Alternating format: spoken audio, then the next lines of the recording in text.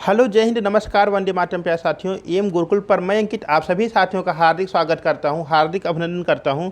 साथियों, आज से यूपी पीर एग्जामिनेशन आपका शुरू हो चुका है और आज यानी कि 23 अगस्त 2024 आपके फर्स्ट शिफ्ट के अभ्यर्थी इस परीक्षा में सम्मिलित हो चुके हैं। बहुत बढ़िया आप सभी का पेपर हो, ऐसी मेरी शुभकामनाएं हैं। आज की इस वीडियो के माध्यम से हम लोग हिंदी विषय के अपने वेरी मोस्ट इंपॉर्टेंट क्वेश्चंस को देखने का प्रयास करेंगे और हो सकता है इसमें से आपके अधिकांश क्वेश्चन आपको पेपर में देखने को मिल जाएँ। तो माँ शारदे का स्मरण करते हुए हम सभी अपनी आज की वीडियो का शुभारंभ कर रहे हैं। मेरे सभी साथी वीडियो पूरी देखने का प्रयास करें। आते हैं, देखते हैं पहला क्वेश्चन क्या कर रहा है। बहुत ही शानदार और जानदार क्वेश्चन है। पहला क्वेश्चन कह रहा है कि छह वर्ण किसके मेल से बनता है। ऑप्शन पहला कह रहा ता और रा के, ऑप्शन नंबर दूसरा कह रहा हलंत के साथ जा और इया, ऑप्शन नंबर तीसरा कह रहा हलंत के साथ सा और रा को मिलाकर, ऑप्शन नंबर चौथा कह रहा हलंत के साथ का और सा को मिलाकर छह वर्ण बनता है। तो देखिए भाई, जब हम हिंदी वर्णमाला का अध्ययन करते हैं, ठीक है, तो उसके अंतर्गत हमको चार वर्ण ऐसे मिलते हैं जो कि संयुक्ताक्षर होते हैं। संयुक्ताक्षर मतलब कि उनकी जो उत्पत्ति होती है दो व्यंजनों के मेल से होती है। इतनी बात क्लियर है। अब ये चार वर्ण आपके कौन कौन से हैं? तो छा हो गया, आपका ट्रा हो गया, ज्ञा हो गया और आपका श्रा हो गया। छा से छत्री हो गया, आपका ट्रा से त्रिशूल हो गया, ज्ञा से ज्ञानी हो गया और आपका श्रा से श्रमिक हो गया।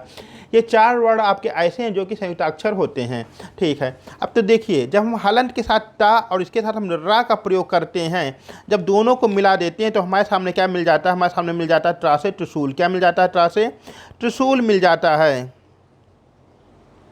बीए में करने से क्या फ़ायदा जब 12वीं का कह रहा पढ़ा है, ठीक है। आगे चलिए, आगे क्या कह रहा है कि जा और इया को जब मिला देते हैं तो यह क्या मिल जाता है आपका? यह मिल जाता है आपका ज्ञा से ज्ञानी। क्या बन जाता है आपका? ज्ञा से ज्ञानी मिल जाता है, ठीक है। आगे कह रहा है कि श्रा और रा को मिलाकर क्या बनता है? तो यह मिल जाता है आपका श्रा से श्रमिक। क्या बन जाता है आपका? श्रा से श्रमिक बन जाता है, ठीक है। तो अब का और सा को मिलाएंगे तो क्या बन जाएगा? यह मिल जाएगा आपका छा से छतरी। क्या मिल जाएगा आपका? छा से छतरी मिल जाएगा। तो पहले का जो करेक्ट आंसर बनने वाला है वह बन जाएगा हमारा पहले का चौथा ऑप्शन सही हो जाएगा। यानी कि छा से छतरी जो बनता है वह हलंत के साथ का और सा को मिला देते हैं तो छा से छतरी की उत्पत्ति होती है। चलते हैं आगे अपने आज के नेक्स्ट क्वेश्चन पर। नेक्स्ट क्वेश्चन बहुत ही शानदार सा है। कह रहा दीर्घ स्वरों की संख्या कितनी है। यह भी आपके वर्णमाला से संबंधित क्वेश्चन है। वर्णमाला आपका पीछा छोड़ेगा नहीं, यहाँ से क्वेश्चन आपके आने ही आने हैं, ठीक है। तो देखिए, जब हम हिंदी वर्णमाला में स्वरों की संख्या की बात करते हैं, अगर कुल की बात करें तो कुल आपके 13 हो जाते हैं अगर हम अंग आहा को भी शामिल कर लेते हैं। लेकिन अगर हम शुद्ध रूप से बात करते हैं तो हो जाते हैं आपके 11। अंग और आहा आपके अयोग वाह के अंतर्गत हो जाते हैं तो आपके बन जाते हैं 11 ही, ठीक है। अब अगर इसको भी दो भाग में तोड़ दिया जाए, ह्रस्व और दीर्घ में अगर हम देखें इसको, तो आपके चार वर्ण आपके कौन कौन से? छोटा आ, छोटी ई, छोटा ऊ और री से ऋषि आपके ह्रस्व के अंतर्गत आएंगे। बाकी अगर 7 व्यंजनों की बात किया जाए, आपके 7 वर्ण की बात किया जाए, दीर्घ आ, दीर्घ ई, दीर्घ ऊ, ए ऐ ओ औ की बात किया जाए तो आपके दीर्घ स्वरों के अंतर्गत आते हैं। तो इस तरह से अगर देखा जाए तो दीर्घ स्वरों की संख्या कितनी है? तो यह आपकी 7 देखने को मिलती है। कितनी मिलती है देखने को? 7 देखने को मिलती है। बहुत बढ़िया। यानी कि अगर ह्रस्व स्वर की बात करें तो आपके, या मूल की बात करें तो आपके 4 होते हैं। कौन कौन से? छोटा आ, छोटी ई, छोटा ऊ और ऋषि ऋषि। जबकि दीर्घ की बात करें तो आपका 7 देखने को मिलता है। बहुत बढ़िया। चलते हैं आगे अपने आज के नेक्स्ट क्वेश्चन पर। नेक्स्ट क्वेश्चन क्या कह रहा है कि रावणार्य में संधि है, ठीक है। पहला कह रहा गुण संधि, ऑप्शन नंबर दूसरा कह रहा दीर्घ संधि, ऑप्शन नंबर तीसरा कह रहा यड़ संधि, ऑप्शन नंबर चौथा कह रहा व्यंजन संधि, ठीक। तो रावणार्य में कौन सी संधि होगी? अगर इसका हम संधि विच्छेद करें, इसका अगर हम संधि विच्छेद करें तो क्या हो जाएगा आपका? रावण। क्या हो जाएगा? रावण और प्लस आरी, ठीक है। तो यहाँ से हमको देखने को क्या मिल रहा है कि इसका आ और इसका आ मिल करके आपका दीर्घ आ बन रहा है। तो अका सवर्णे दीर्घा, यानी कि आपका क्या बन जाएगा? यहाँ पर दीर्घ संधि मिल जाएगी। कौन सी संधि आपकी बनने वाली है? दीर्घ संधि आपकी मिलने वाली है। तो रावणार्य में जो आपकी संधि है यह आपकी दीर्घ संधि देखने को मिलेगी, ठीक है। चलते हैं आगे अपने आज के नेक्स्ट क्वेश्चन पर। और आज का नेक्स्ट क्वेश्चन क्या कर रहा है? कह रहा शुद्ध वर्तनी वाला शब्द है। यहाँ से भी आपको क्वेश्चन पूछा जाएगा। शुद्ध अशुद्ध वर्तनी से भी 1 नंबर आपका पक्का हो जाएगा। तो देखिए, कह रहा है कि इसमें से कौन सी वर्तनी ऐसी लिखी हुई है जो कि सही लिखी हुई है। ऑप्शन नंबर पहला कह रहा उपलक्ष्य, ऑप्शन नंबर दूसरा कह रहा है कुशासन, ऑप्शन नंबर दूसरा कह रहा है प्रशंसा, ऑप्शन नंबर तीसरा कह रहा है दीपिका। तो इसमें से क्या आपका शुद्ध लिखा हुआ है यह आपको बताना है, किसकी वर्तनी शुद्ध लिखी हुई है। तो देखिए अगर हम इसमें देखें शुद्ध वर्तनी की अगर हम बात करें इसी समय तो क्या हो जाएगा आपका उपलक्ष्य आपका नहीं होता, उपलक्ष्य होता है, आधा छा होगा और यहाँ पे आपकी या से यज्ञ हो जाएगा। कुशासन की बात करें तो यहाँ पे आपके सरलता वाला सा हो जाएगा। ठीक है, दीपिका की बात करें बड़े दा में बड़े ई की मात्रा लगेगी, छोटी ई की यहाँ लगी हुई है। तो यहाँ पर आपका शुद्ध कौन सा बन जाएगा, शुद्ध आपका प्रशंसा लिखा हुआ है। किसकी वर्तनी शुद्ध है, आपकी प्रशंसा जो लिखा हुआ है ऑप्शन नंबर तीसरा, इसकी वर्तनी आपकी एकदम करेक्ट लिखी हुई है। तो इस तरह से क्वेश्चन नंबर चौथे का जो करेक्ट आंसर बन जाएगा वह आपका ऑप्शन नंबर तीसरा बन जाएगा। ठीक है, चलते हैं आगे। और आज का अगला क्वेश्चन क्या कह रहा है, आज का अगला क्वेश्चन कह रहा है मोहन सुंदर बालक है। बहुत अच्छा, मोहन सुंदर बालक है तो क्रीम वगैरह लगाता होगा, अपन को क्या करना। तो मोहन सुंदर बालक है में विशेषण है, ऑप्शन नंबर पहला कह रहा मोहन, ऑप्शन नंबर दूसरा कह रहा बालक, ऑप्शन नंबर तीसरा कह रहा सुंदर, या ऑप्शन नंबर चौथा कह रहा है। ठीक है, तो विशेषण किसे कहते हैं, वे शब्द जो संज्ञा या सर्वनाम की विशेषता बताते हैं उन्हें विशेषण कहा जाता है। किसको, जो शब्द संज्ञा या सर्वनाम की विशेषता बताते हैं उन्हें विशेषण कहा जाता है।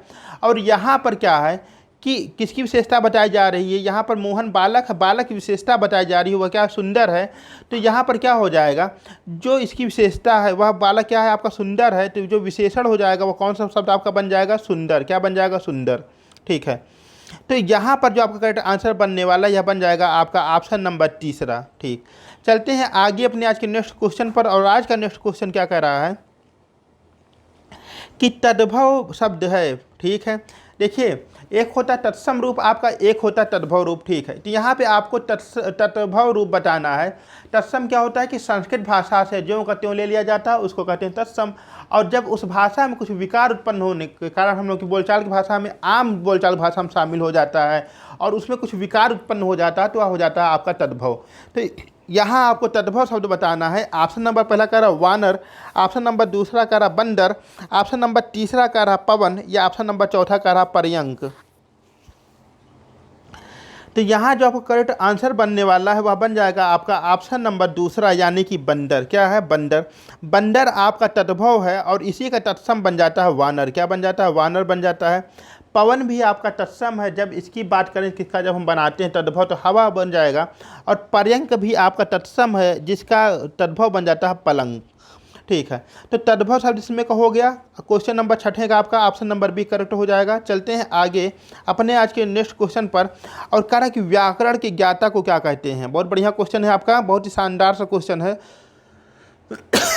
व्याकरण के ज्ञाता को क्या कहते हैं। ऑप्शन नंबर पहला कह रहा है व्याकरणी, ऑप्शन नंबर दूसरा कह रहा है व्याकर्ता, ऑप्शन नंबर तीसरा कह रहा है वैयाकरण, या ऑप्शन नंबर चौथा कह रहा है व्याकरणज्ञ। तो इसमें से आपका क्या करेक्ट हो जाएगा यह आपको बताना है कि व्याकरण के ज्ञाता को क्या कहते हैं।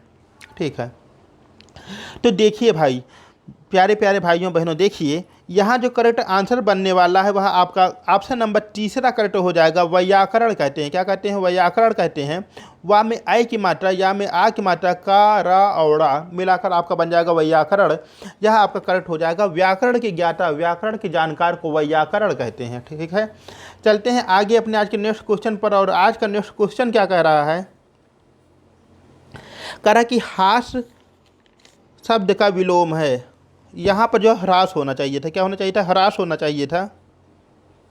कि ह्रास का विलोम शब्द क्या है। ठीक है, ह्रास, ह्रास शब्द का विलोम है। ऑप्शन नंबर पहला कह रहा हास्य, ऑप्शन नंबर दूसरा कह रहा वृद्धि, ऑप्शन नंबर तीसरा कह रहा है हस्य, या ऑप्शन नंबर चौथा कह रहा हस्त। तो ह्रास का मतलब क्या होता है, ह्रास का मतलब होता है कमी। किसी वस्तु के मान लीजिए वजन में पहले 10 किलो का था, बाद में 5 किलो या 8 किलो हो गया, तो कहेंगे कि इसके वजन में ह्रास हो गया। कितने किलो का, 2 किलो का, 5 किलो का। तो ह्रास का मतलब क्या होता है, कमी होती है।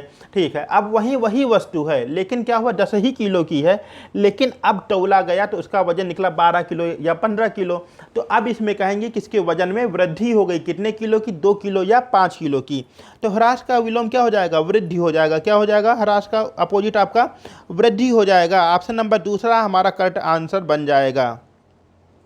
ठीक है, सीमित संसाधनों के बावजूद भी आप लोगों के सामने बढ़िया से बढ़िया कंटेंट देने की मेरी द्वारा कोशिश की जा रही है, और आप सभी का सहयोग कि मैं आशा करता हूं कि आप सभी चैनल पर नए होंगे, चैनल सब्सक्राइब अवश्य करेंगे और अपने सुझाव से हमें ज़रूर अवगत कराएंगे। ठीक है, चलते हैं आगे अपने आज के नेक्स्ट क्वेश्चन पर।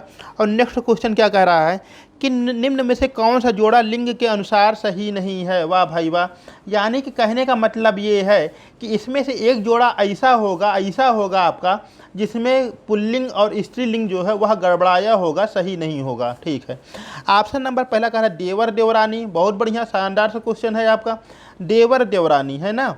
ऑप्शन नंबर दूसरा करा फोड़ा फुड़िया, ऑप्शन नंबर तीसरा करा भाई भाभी, ऑप्शन नंबर चौथा करा सम्राट और रानी, क्या करा है, सम्राट और रानी। तो इसमें चार ऑप्शन में से कौन सा ऐसा करेक्ट है जो कि इसका जवाब बन जाएगा। तो देखिए जो देवर है, देवर का जो स्त्रीलिंग बनता है वह बन जाता है क्या, देवरानी। क्या बन जाता है, देवरानी बन जाता है। फोड़ा है ना, फोड़ा क्या बन जाता है, फुड़िया बन जाता है। क्या बन जाता है, फुड़िया बन जाता है। और आगे अगर चलें कि भाई का क्या बन जाता है, भाई का बन जाता है भाभी। क्या बन जाता है, भाभी बन जाता है। लेकिन याद रखिएगा बंधुओं, क्या याद रखना है कि हमेशा याद रखिएगा कि जो सम्राट होता है, जब सम्राट का हम स्त्रीलिंग बनाते हैं तो ये बन जाता है साम्राज्ञी। क्या बन जाता है, साम्राज्ञी बन जाता है, ज्ञा से ज्ञानी। ठीक है, साम्राज्ञी बन जाता है। तो इस तरह से ऑप्शन नंबर जो हमारा चौथा या करेक्ट हो जाएगा, आपका सही जवाब हो जाएगा कि सम्राट का भैया जो स्त्रीलिंग बनता है वो आपका रानी नहीं बनता है। क्या बन जाता है, साम्राज्ञी बन जाता है। क्या बन जाता है, साम्राज्ञी बन जाता है।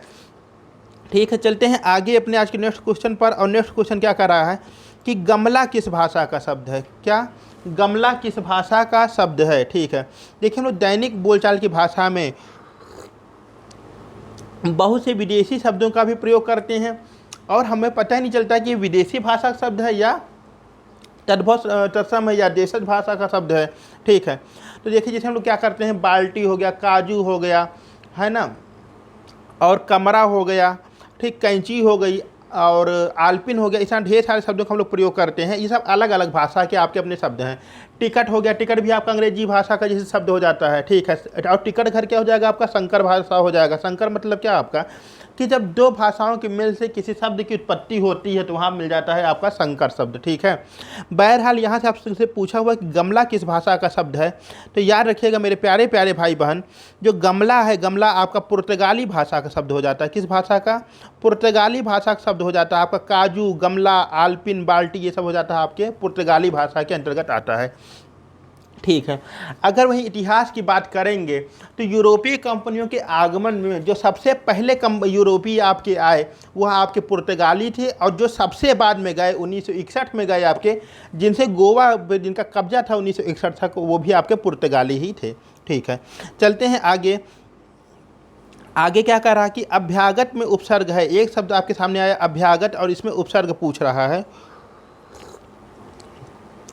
तो देखिए उपसर्ग क्या होता है, उपसर्ग ऐसे शब्दांश होते हैं जो कि शब्द के प्रारंभ में लग करके उसके अर्थ को चेंज कर देते हैं। जैसे मान लीजिए आपके सामने लिखा हुआ है जय। क्या लिखा हुआ है, जय। जय मतलब क्या, किसी चीज़ में आपकी विजय हो, जय जयकार हो, आपकी जीत हो, वही क्या करे, उसी शब्द के पहले हम लिख दिए परा। ठीक है, परा लिख दिए। अब इसका क्या अर्थ हो जाएगा, पराजय का मतलब हो जाएगा हार। ठीक है, तो उपसर्ग आपके शब्द के पहले लगते हैं और प्रत्यय कहाँ लगते हैं, शब्द के अंत में लग कर के उसके शब्द के अर्थ को चेंज कर देते हैं। तो बहरहाल यहाँ पे आपसे पूछा कि अभ्यागत में उपसर्ग है। ऑप्शन नंबर पहला कह रहा अभ्य, ऑप्शन नंबर दूसरा कह रहा आ, ऑप्शन नंबर तीसरा कह रहा अभि, ऑप्शन नंबर चौथा कह रहा अधि। तो इसमें अभ्यागत में कौन सा उपसर्ग है, यहाँ आपको बताना है।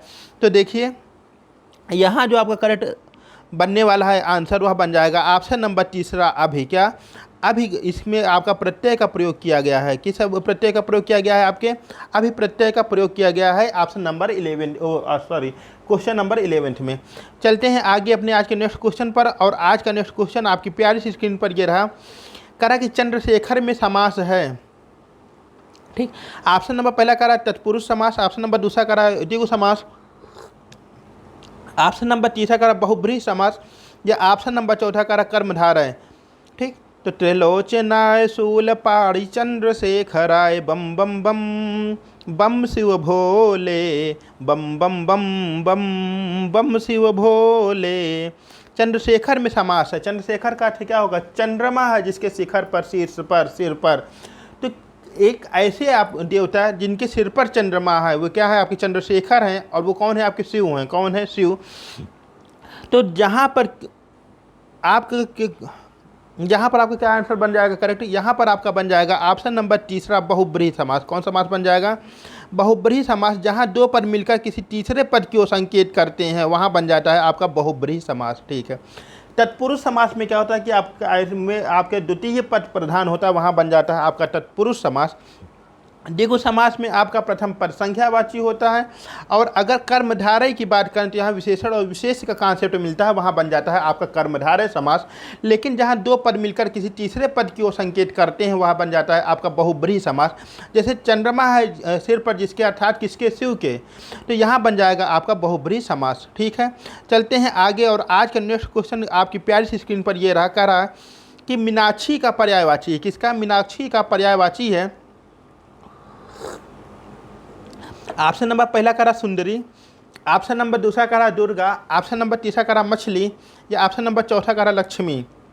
ठीक, देखिए मीनाक्षी को में क्या हो जाएगा आपका? जिसकी आंखें मछली के समान है वह कहलाता है आपका मीनाक्षी। ठीक, तो इसमें से किसकी आंखें जो है मछली के समान है तो वह बन जाती हैं कौन? माँ दुर्गा। किसके लिए शब्द प्रयोग किया जाता है? माँ दुर्गा के लिए मीनाक्षी शब्द का प्रयोग किया जाता है। ऑप्शन नंबर दूसरा यहाँ पर हमारा करेक्ट जवाब बन जाएगा। इस तरह से जो है आपका क्वेश्चन नंबर 13 का जो आंसर बनेगा वह बन जाएगा दुर्गा। ठीक है, चलते हैं आगे अपने आज के नेक्स्ट क्वेश्चन पर। किस पर? आज के अपने नेक्स्ट क्वेश्चन पर। और भैया कह रहा है अगला क्वेश्चन आपका 14 नंबर का क्वेश्चन है। कह रहा है कि रानी केतकी की कहानी के रचयिता हैं। ठीक है, रानी केतकी की कहानी के रचनाकार हैं। कौन है? ऑप्शन नंबर पहला कह रहा वृंदावन लाल वर्मा, ऑप्शन नंबर दूसरा कह रहा किशोरी लाल गोस्वामी, ऑप्शन नंबर तीसरा कह रहा माधव राव सप्रे, या ऑप्शन नंबर चौथा कह रहा इंसा अल्लाह खां। तो रानी केतकी की कहानी के रचनाकार कौन है? यह क्वेश्चन आपसे पूछा हुआ है। अगर देखेंगे रानी केतकी की कहानी तो हिंदी की पहली गद्य रचना आपको देखने को मिलती है रानी केतकी की कहानी। और इसके प्रकाशन के संदर्भ में, प्रकाशन वर्ष के संदर्भ में अलग अलग विद्वानों का अलग अलग आपका कॉन्सेप्ट है। कुछ लोग इसका प्रकाशन 1803 में मानते हैं, तो वहीं कुछ विद्वान इसका प्रकाशन 1808 के अंतर्गत देखने को मिलता है। तो यहाँ पे खैर आपसे बात कर रहा कि रानी केतकी कहानी के रचयिता कौन है? तो ऑप्शन नंबर चौथा आपका यूनिवर्सल ट्रुथ हो जाएगा, ईसा अल्लाह खां। क्या हो जाएगा? ईसा अल्लाह खां। ऑप्शन नंबर चौथा इसका करेक्ट आंसर बन जाएगा। ठीक है, तो रानी केतकी की कहानी की जो रचयिता, लेखक, रचनाकार होंगे वह बन जाएंगे आपके ईसा अल्लाह खां। ठीक, चलते हैं आगे अपने आज के नेक्स्ट क्वेश्चन पर। नेक्स्ट क्वेश्चन क्या कह रहा है कि नागरी प्रचारणी सभा की स्थापना किस युग में हुई? नागरी प्रचारणी सभा की स्थापना किस युग में हुई? पहला कह रहा भारतेंदु युग, दूसरा कह रहा द्विवेदी युग, तीसरा कह रहा आपका छायावाद युग, या चौथा कह रहा छायावादोत्तर युग। तो नागरी प्रचारणी सभा की स्थापना किस युग में हुई यह आपको बताना है। तो याद रखिएगा यह होती है आपके भारतेंदु युग में। किस युग में होती है? भारतेंदु युग में इसकी स्थापना देखने को मिलती है। और टाइम पीरियड आपका होता है 1850 से लेकर लगभग 1885 के बीच में भारतेंदु युग के अंतर्गत यहाँ आपको देखने को मिलती है। भारतेंदु युग नामकरण किया गया किसके नाम पर? तो भारतेंदु हरिश्चंद्र जी के नाम पर भारतेंदु युग का नामकरण हुआ था। अगर बात किया जाए कि द्विवेदी युग, तो महावीर प्रसाद द्विवेदी जी के नाम पर द्विवेदी युग का सूत्रपात हुआ था 1903 से लेकर के 1916 के अंतर्गत। छायावाद की बात करें तो 1918 से लेकर 1936 के इर्द गिर्द आपको देखने को मिलता है। और छायावाद में आपके 4 महान कवि, 4 महान लेखक कौन कौन से? जयशंकर प्रसाद, और आपके जयशंकर प्रसाद हो जाएंगे, और सूर्यकांत त्रिपाठी निराला जी, और महादेवी वर्मा। ये 4 आपके जो है सिद्धहस्त पुरुष आपके इसमें देखने को मिलेंगे। छायावाद में कौन कौन से? जयशंकर प्रसाद निराला और महादेवी वर्मा। ठीक है, इस तरह से आज हम लोग वेरी मोस्ट इंपॉर्टेंट अपने क्वेश्चंस को देखने का प्रयास किए हैं। उम्मीद करता हूँ क्या क्वेश्चन आप सभी को पसंद आए होंगे और आप सभी को बहुत ही इससे लाभ मिलेगा। मिलते हैं अपनी अगली वीडियो में, तब तक के लिए नमस्कार। चैनल पर नए हैं तो चैनल को सब्सक्राइब अवश्य करें।